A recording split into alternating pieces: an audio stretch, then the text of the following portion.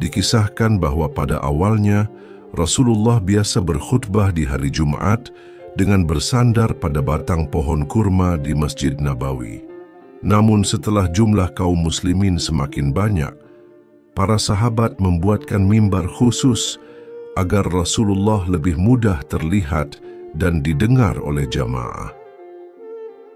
Pada saat beliau mulai berkhutbah dari mimbar baru itu, tiba-tiba terdengar suara rintihan yang sangat jelas dari arah batang pohon kurma yang biasa beliau pakai bersandar.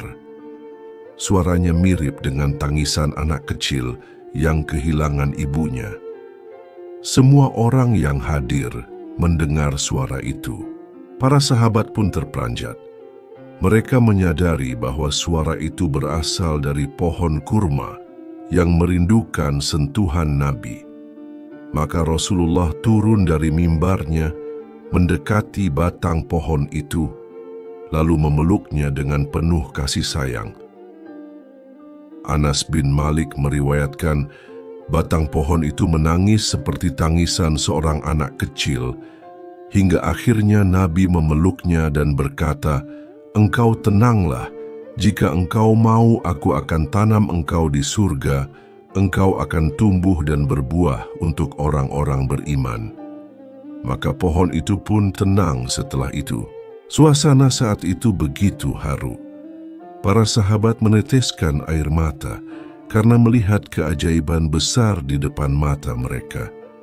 Sebuah batang kayu yang tidak bernyawa bisa merintih dan menangis karena rindu ingin tetap dekat dengan Rasulullah.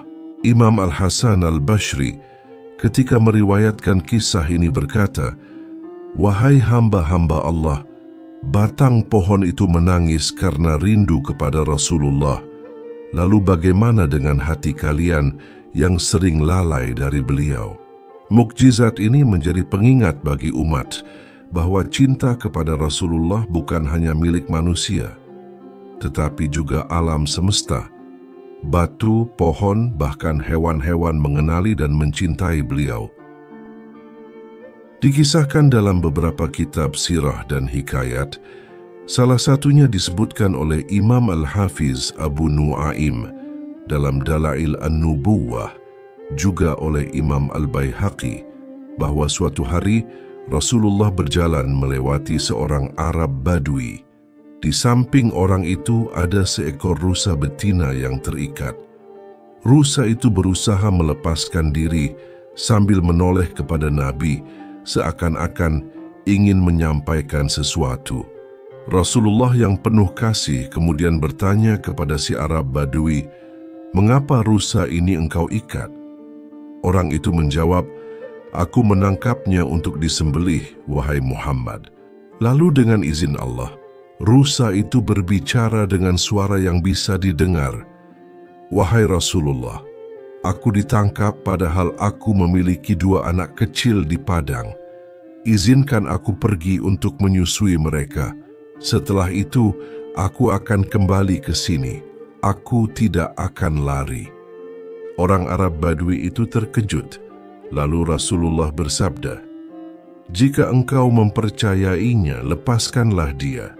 Niscaya ia akan kembali."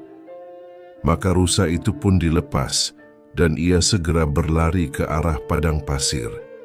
Tak lama kemudian, rusa itu benar-benar kembali lagi, padahal ia sudah bebas.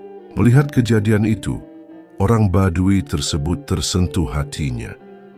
Ia berkata, "Demi Allah, tidak ada yang bisa membuat seekor binatang setia seperti ini, kecuali seorang nabi yang benar-benar diutus oleh Allah." Maka ia pun masuk Islam seketika.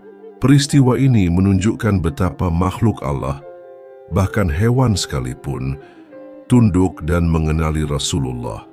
Bukan hanya manusia yang beriman, bahkan binatang pun menaruh cinta dan ketaatan kepadanya. Kisah ini jarang disebutkan di majelis umum. Padahal ia memperlihatkan betapa kasih sayang Rasulullah meliputi seluruh alam, hingga hewan pun mendapat bagian dari kelembutan beliau.